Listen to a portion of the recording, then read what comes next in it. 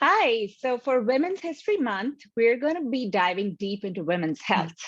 Joining me today is Anita Mirchandani, who is a registered dietitian nutritionist. She specializes in women's health and is also a prenatal and postnatal exercise specialist. Anita is originally from South India, but grew up in the US and lives and practices in the New York area. We connected over social media and have been discussing, amongst other things, the dominance of starch in a vegetarian diet and the South Asian predisposition to metabolic risk factors. So, Anita, thank you for joining me today for this chat.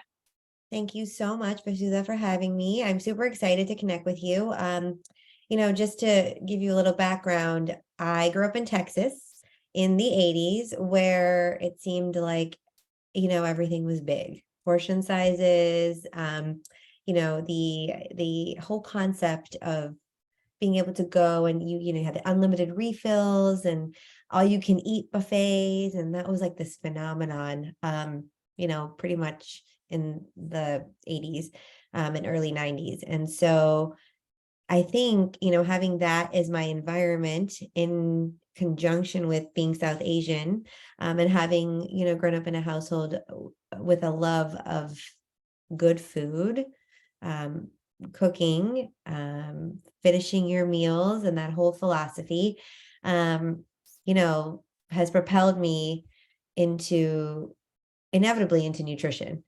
So super excited to be able to talk to you about all things related to nutrition and South Asian health and, our demographic and women in specific.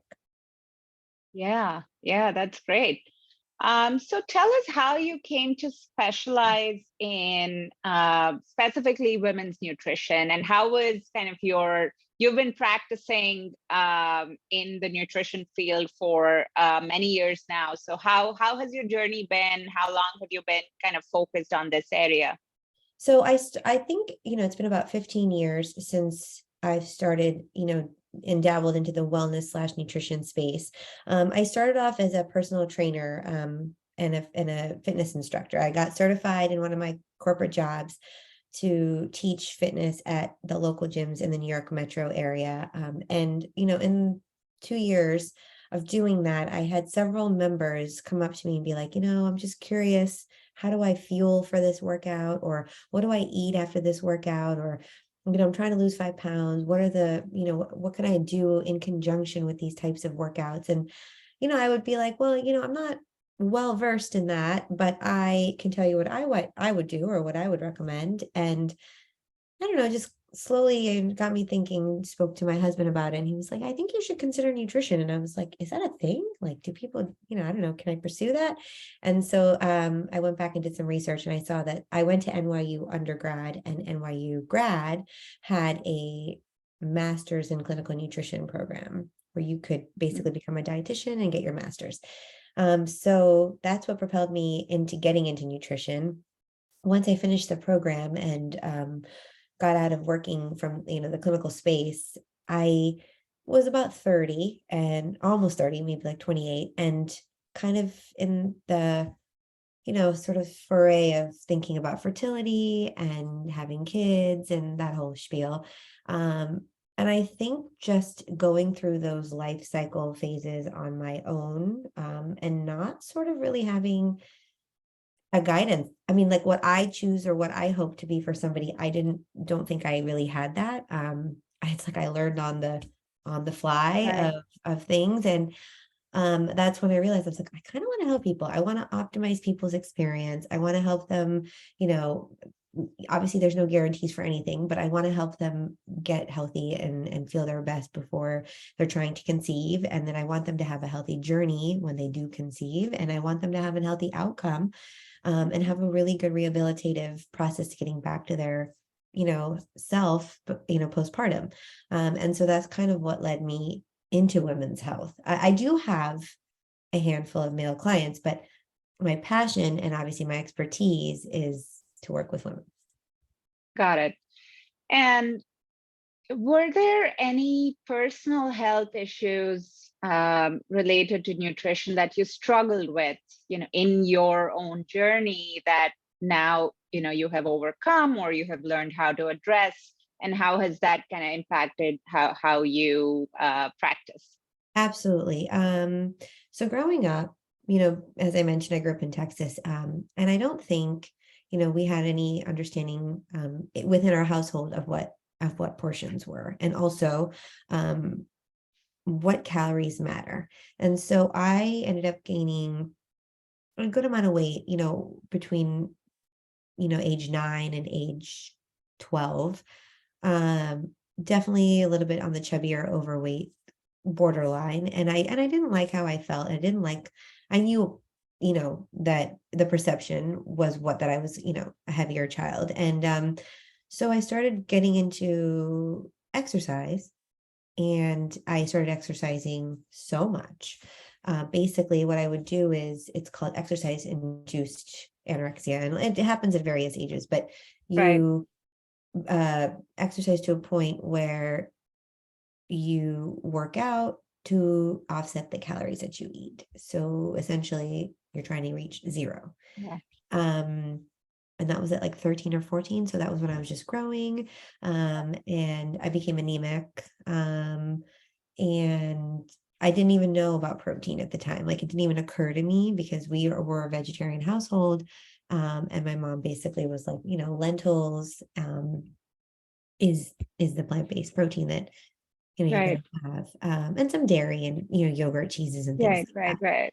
Right. So, I didn't really understand the balance of the right macros. And so, all said and done, I had to revamp my whole nutrition after that, because I was like, you know, not healthy. And then I gained weight again, and then I lost it, and then I gained it, and then I lost it. So it was a roller coaster until, maybe 25, 26, which is one thing sort of, I was like, okay, let's really get into this whole sphere. And, genetically predisposed to diabetes. I'm predisposed to high cholesterol. My dad has high cholesterol. My mom has diabetes. So it's in the genes. Right. Right. Right. We'll get into that predisposition in a minute. At first, I wanted to ask you, you just talked about like going through puberty and the different stages in your life and kind of some of the issues that you struggled with. Um, there are all of these very distinct phases, right, in a woman's life, hormonally, um, and whether it's puberty, whether it's childbearing age, whether it's perimenopause or menopause. Um, Give us, I know we can talk about this for hours, but give us, a really bird's eye view of how we should be thinking about nutrition in these different phases. Like what are certain macronutrients more important than others in certain phases? Give us a really high level view. I think across the board, protein is important, because you're basically, your body is shifting in from, a youth into an adult, for women who go through menstruation and puberty.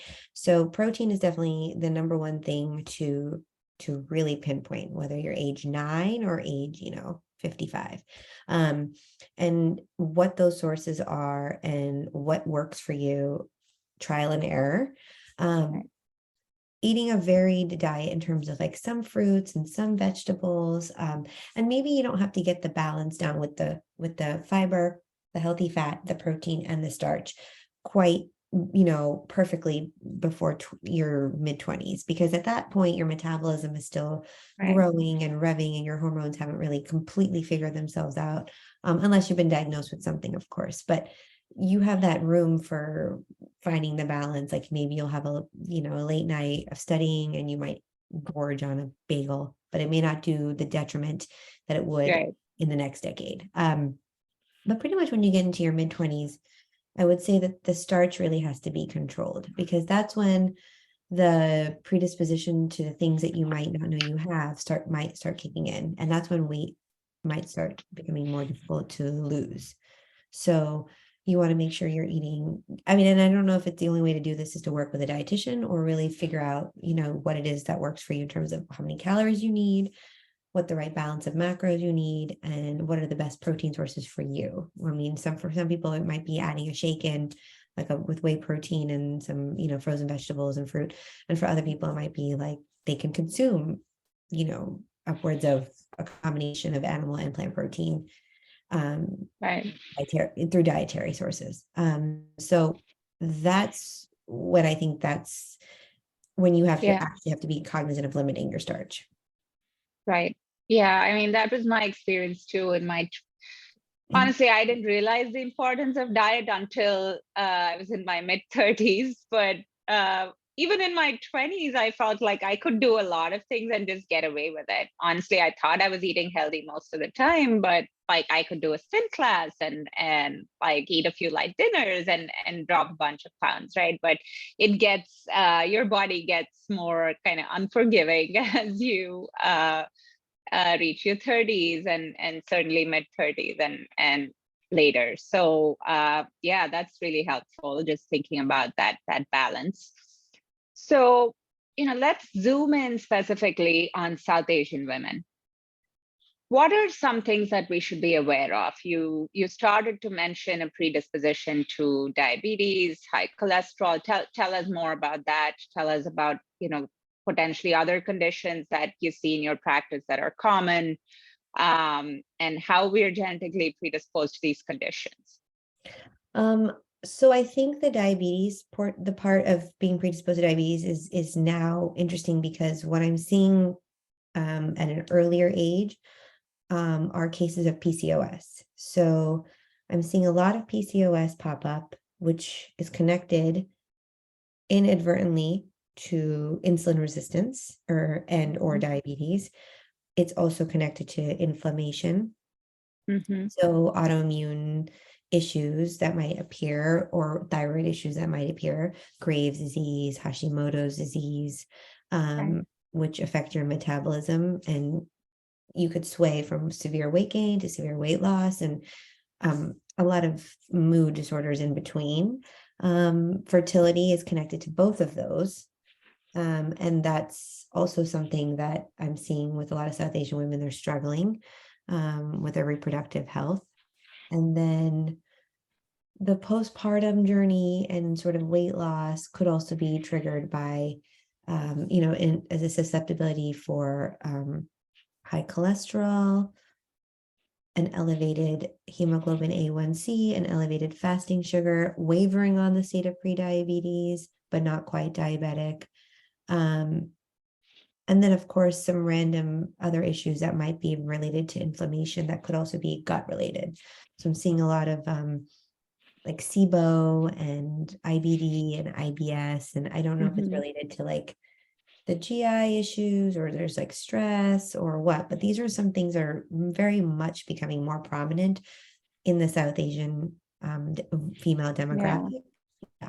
Yeah. And so what do you see as potentially a common thread across these conditions? I think it's lack of education in the macronutrients. I think I don't want to say it all comes down to starch and not enough protein, but I really do think that that's the main connection. It doesn't help. It doesn't help. No, so when you don't eat enough protein, you have cravings.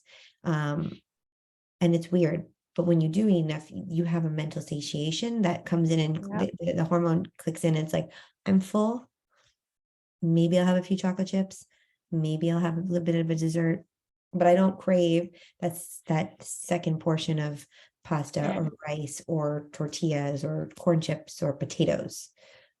Or you might, enjoy something traditional in the South Asian cuisine, but you'll realize that your stopping point is a lot earlier. For example, if you like a dosa, or if you like something like, traditional South Indian, heavier rice-based dishes, you might find yourself eating a lot less of a portion.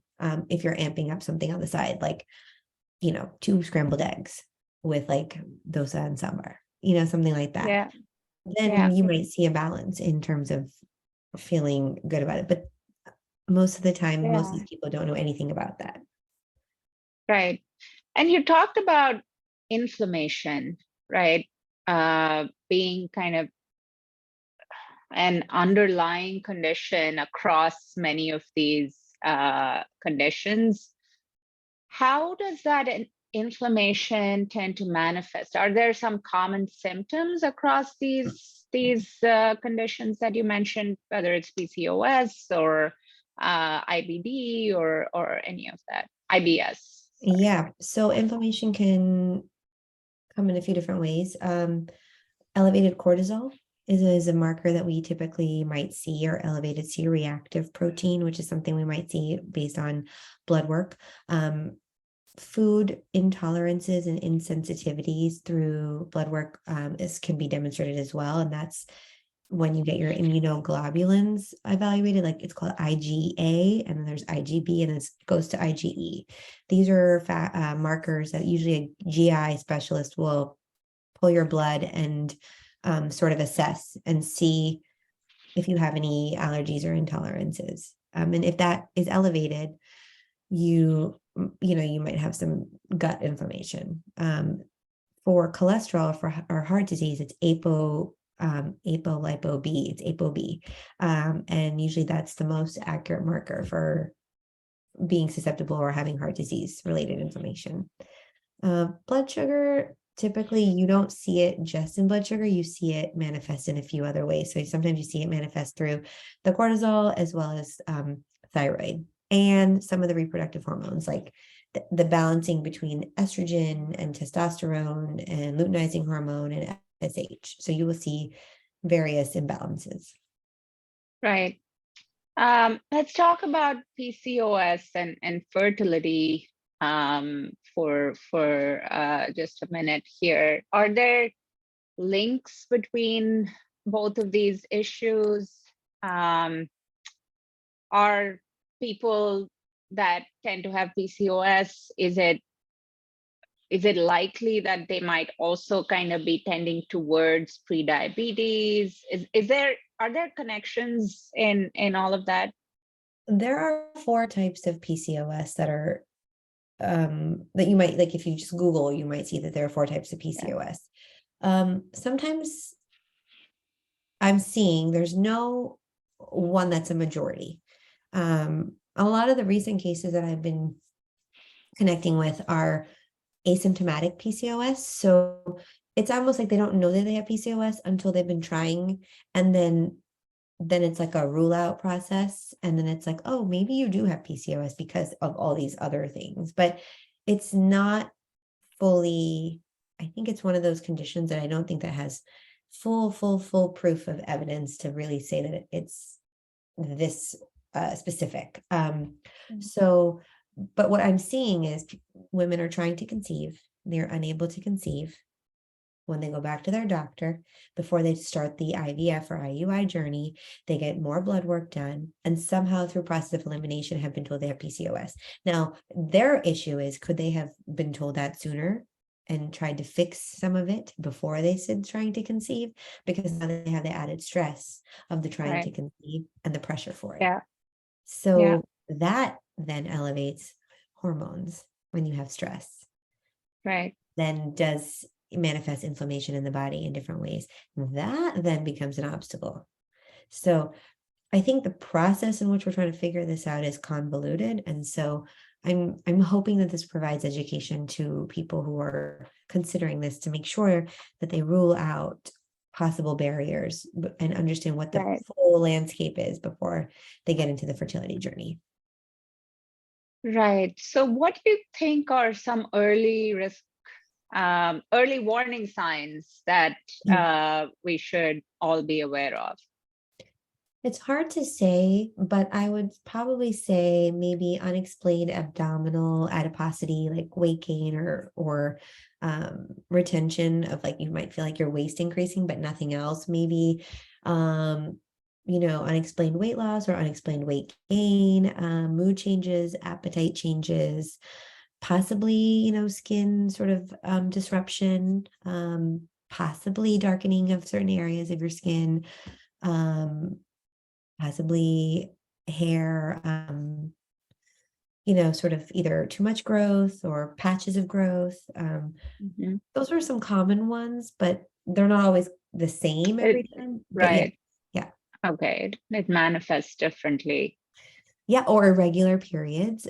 That's a common one, or periods without consistency. Not necessarily like you don't get it, but then the timing of when you get it and the frequency of how long it lasts and the heaviness and no consistency. So Got it. Got it. that's a big one. Yeah. And so now, we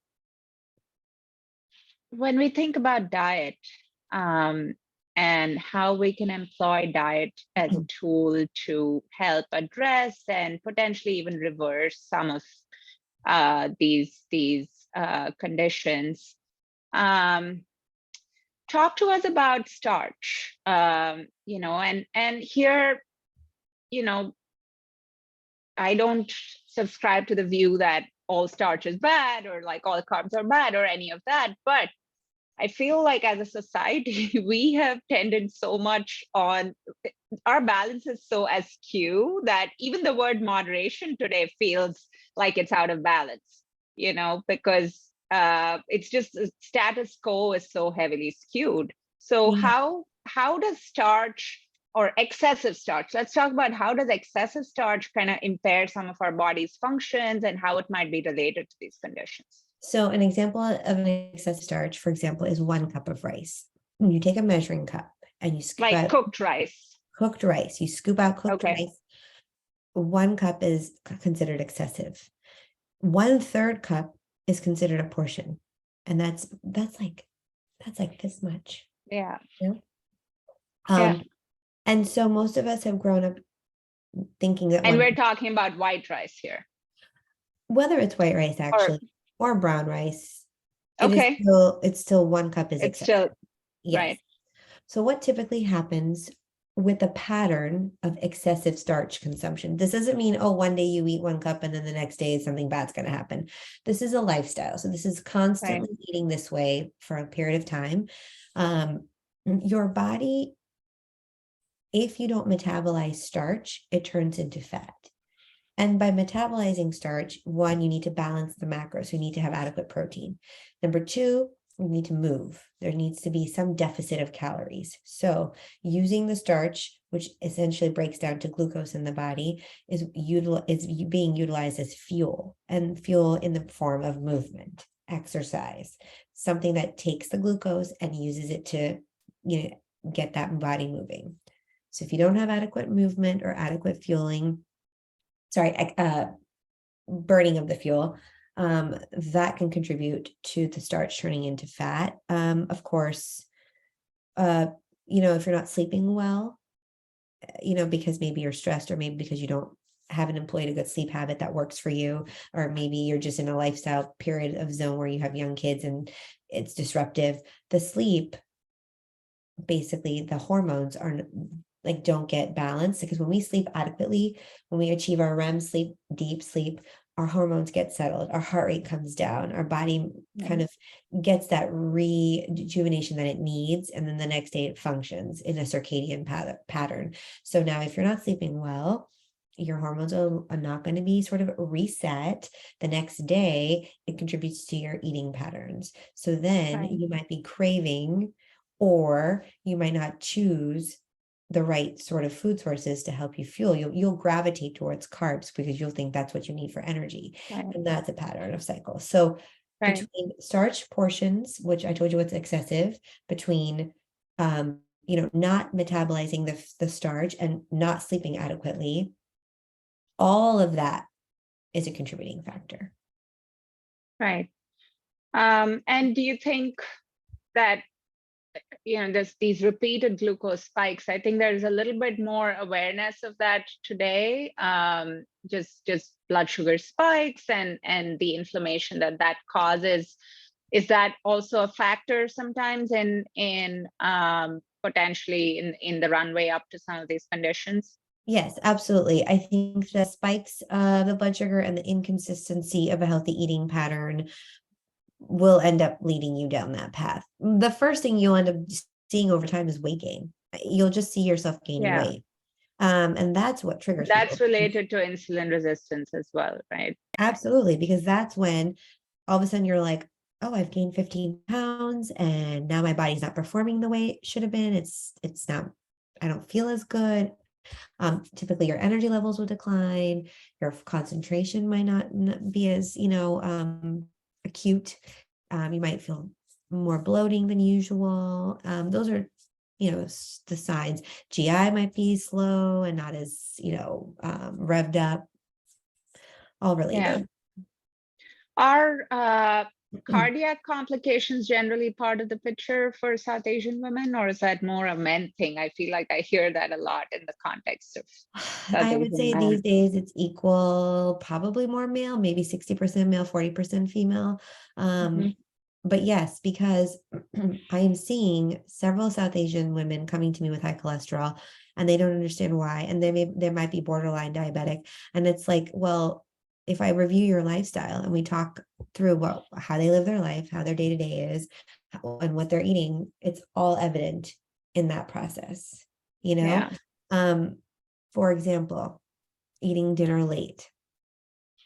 You want to eat your dinner early. You want to limit it to a portion of starch. You want to double to triple the portion of protein because you want to be able to achieve that within 3 hours of eating dinner or so, you get into like Zen sleep mode. You sleep adequately when you follow a routine structure, especially in the evening hours, because our bodies are like they have a job, and their job is to function and keep us energized and metabolize the things that they need to do. And the body clocks out when it clocks out. So it has its own circadian rhythm pattern. You tell your body, hey, let's work overtime today. You tell your body, hey, let's work overtime tomorrow. You tell your body, let's work overtime for 5 more days. It's going to check itself out and say, no, thank you. I'm not interested. And it's going to stop. It's going to slow down. It's not going to burn the things that you want it to burn. It's not going to help you after the hours of 7, and it's going to negatively affect you. Right.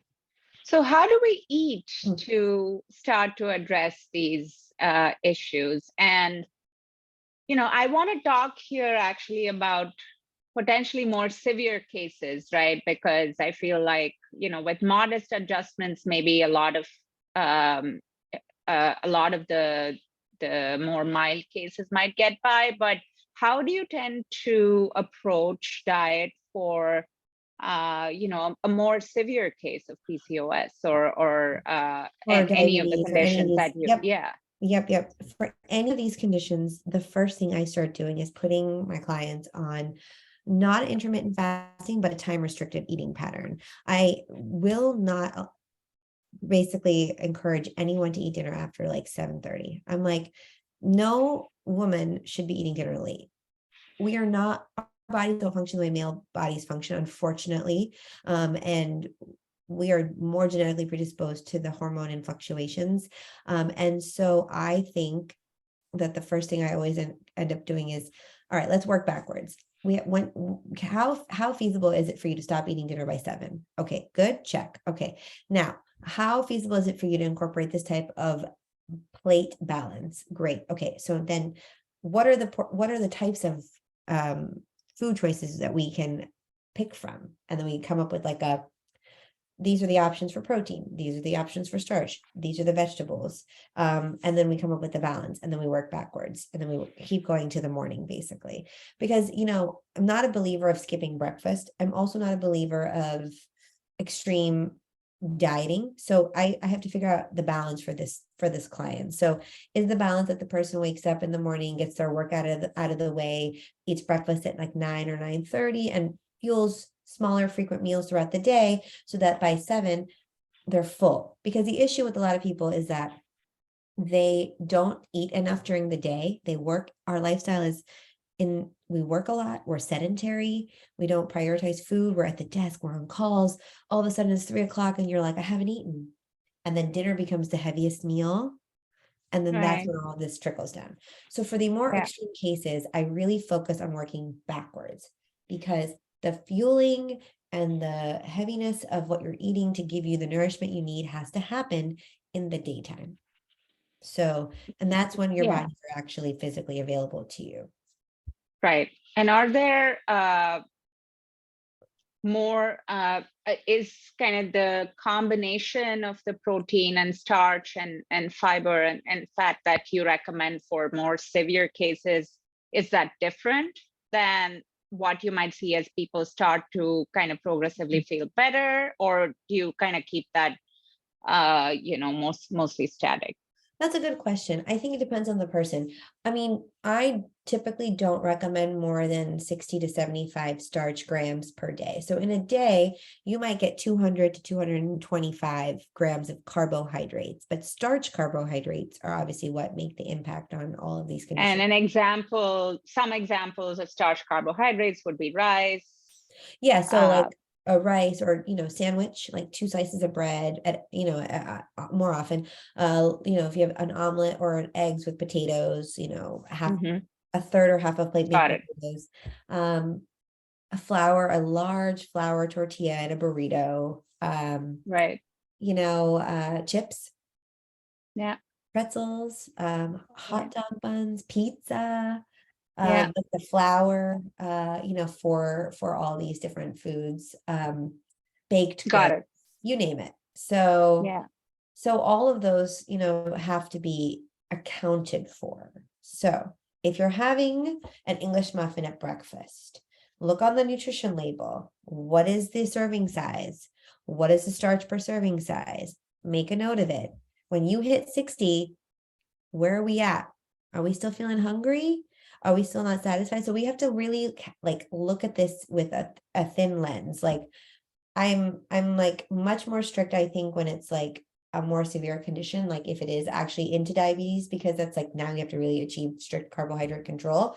I'm not going to wave into like some kind of like keto, but I might say, let's do starch heavier in the daytime and no starch at dinner. And then this way, we're not skimping on anything. We're still giving our body what it needs, because the minute you eliminate something and then add it back, that could be worse, So you have to really treat each case individually. But yes, I do think that in general, I'm in the 60 to 75 grams of starch, per day. But then if it's super, super, like we got to get some changes done quickly, I might bring it down to like 45 grams or 40 grams or, something like that. And maybe for a few weeks initially. Or a Yeah. few And some months, depends people on the might need person. more and some people might need Yes. less, because we're all Yes. different, our Mhm. tolerances. Yeah. Exercise. So are there, at these different stages and specifically for these different conditions, are there certain types of exercise that you recommend? So that's a good question. I think everybody, coming out of the boutique fitness boom and, the different platforms, everybody was like high intensity interval training.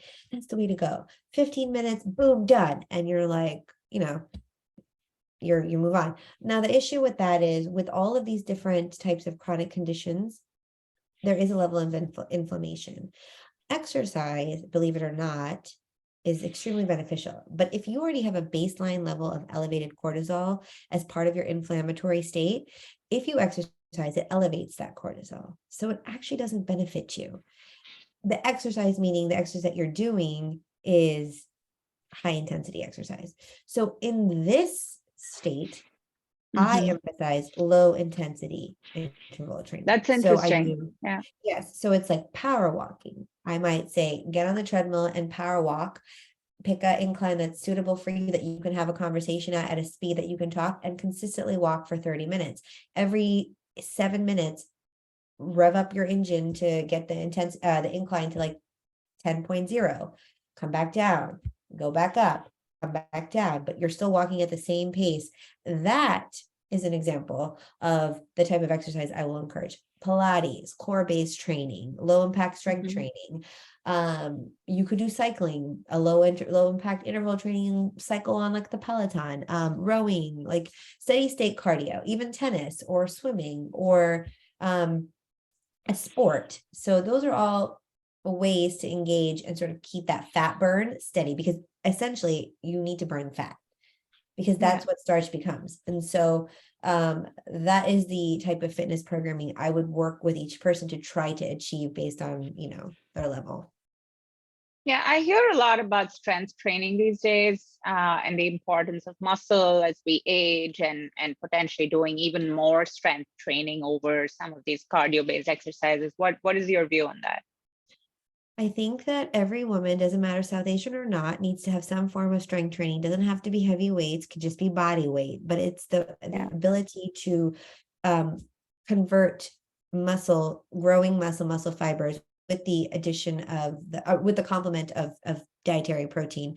Because, one of the biggest things as we age, especially when we hit menopause, is the lack and the loss of calcium from our bones, and that can contribute to chronic conditions that appear later in life. So you want to have a really good balanced strength training program. Like I said, it doesn't have to be something intense. It just has to be consistent. So whether it's 10 minutes 3 times a week of simple core / body weight exercises, involving something like planks and squats and some basic arm exercises, things like that, or 2 days a week dedicated 20 to 30 minutes of strength training, followed by 10 minutes of walking, like some sort of balance. Walking shouldn't be so effortful. It should be inadvertent into your life. Like, take steps as much as you can. Take the long way home. Take the Yeah. stairs, instead of the elevator at work or wherever. So, you have to be more mindful about that. Right. Right. And so you talked about supplementing with dietary protein as well. So let's end with that. How much protein should we be getting? So traditionally, you take your body weight, you divide it by 2.2 to get the kilograms, and you multiply it by 0.8. That was like the traditional formula. And that's not enough. So I really recommend you multiplying it by 1.2. And whatever that value is, that's really the grams you need. I think that's your baseline grams. You want to multiply the So your kilogram. body weight in kilograms multiplied by 1.2. Yes. So it used to be 0.8, but that's just not enough. Like, research has Yeah. shown you need to thrive. There's survive and then there's thrive. And thrive is like 1.2 and above. So my suggestion is, 1.2 is your baseline, multiply that by your body weight in kilograms. Really want to amp it up and really want to make some changes and see that conversion from fat to muscle. 1.2, 1.5 in that range. And it doesn't have to be the same exact protein every day. You might find Yeah. yourself some days amping it up more because of the workout or your activity level. I mean, activity can be anything. You could be moving and cleaning your house and on your feet all day long, and that might require a protein shake. You know what I mean? It's the strain that you Yeah. put on your body. So Yeah.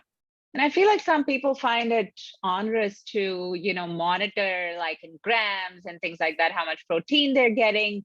But for me, when I started, obviously I was like, I made a spreadsheet and everything. What does every ingredient have? But um, after a few days of trying to get like more protein, you automatically know. It's not like you have to obsess about it forever, right? You automatically know like how much protein an egg has or how much protein, like and you know how you feel. Are you feeling satiated, like you yeah, mentioned, at the end of a meal? So it's really not that onerous like anything else. Like, I feel like if you give it some attention initially, it just puts you in good stead.